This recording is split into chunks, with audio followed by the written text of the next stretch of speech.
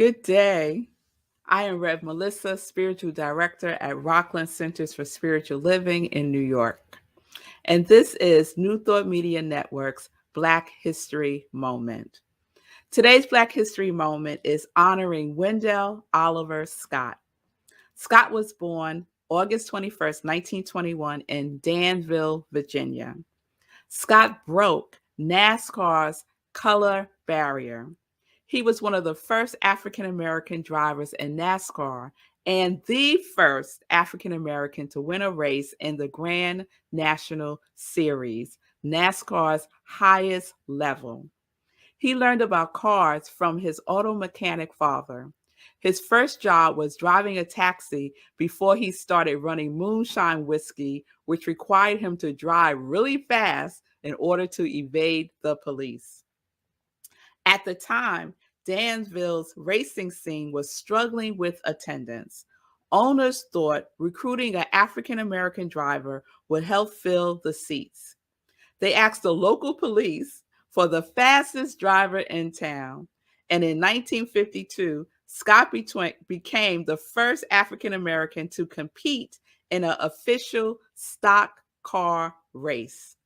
He would go on to win 120 races in lower divisions while continually being denied entry into NASCAR because of his race. Then in 1961, Scott was able to take over the auto racing license of a white NASCAR driver, Mike Poston. He was officially a member of NASCAR's top level Grand National Circuit, the first African American to do so. Just 2 years later, Scott became the first Black driver to win a NASCAR Premier Series event with a victory at the 100-mile race at Speedway Park in Jacksonville, Florida. By the end of his career in 1973, Scott had accumulated 20 top 5 finishes. Scott was inducted into the NASCAR Hall of Fame in 2015.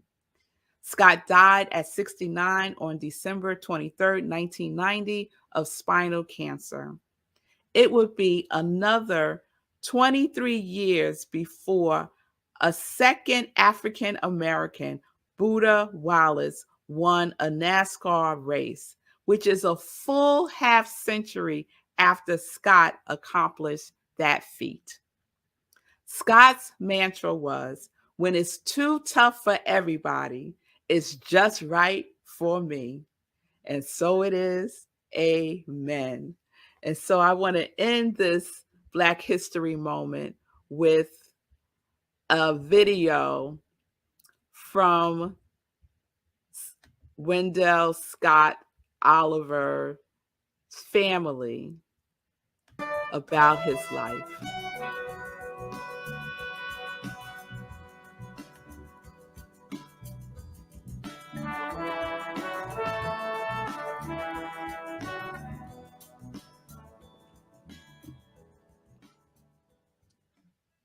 He started racing in 1952, and it was like Picasso, like a great artist doing his work.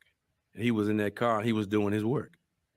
But he couldn't get the support where other drivers that we were competing against had major sponsorship. He did everything that he did out of his own pocket. And as children, we didn't have that leisure time. We couldn't go to the playground. He said to us, "I need you at the garage." I can remember him getting injured, and he'd just take axle grease and put it in the cut and keep working. But he wasn't allowed to race at certain speedways. He had death threats not to come to Atlanta. And Daddy said, "Look, if I leave in the pine box, that's what I got to do, but I'm going to race." I can remember him racing in Jacksonville, and he beat them all. But they wouldn't drop the checkered flag. And then when they did drop the checkered flag, they had my father in third place. One of the main reasons that they gave was there was a white beauty queen, and they always kissed the driver. He finally got the money. But, of course, the trophy was gone. The fans were gone. The beauty queens were gone. Did he ever consider not racing anymore? Never. That was one of my daddy's saying. When it's too tough for everybody else, it's just right for me. Like I can remember one time when we were racing Atlanta 500, and he was sick. He needed an operation. And I said, Daddy, we don't have to race today. He whispered to me and said, lift my legs up and put me in the car. He drove 500 miles that day. He always felt like someday he's going to get his big break. But for 20 years, nobody mentioned Wendell Scott. But he didn't let it drive him crazy. I think that's what made him so great. He chose to be a race car driver, and he was going to race until he couldn't race no more.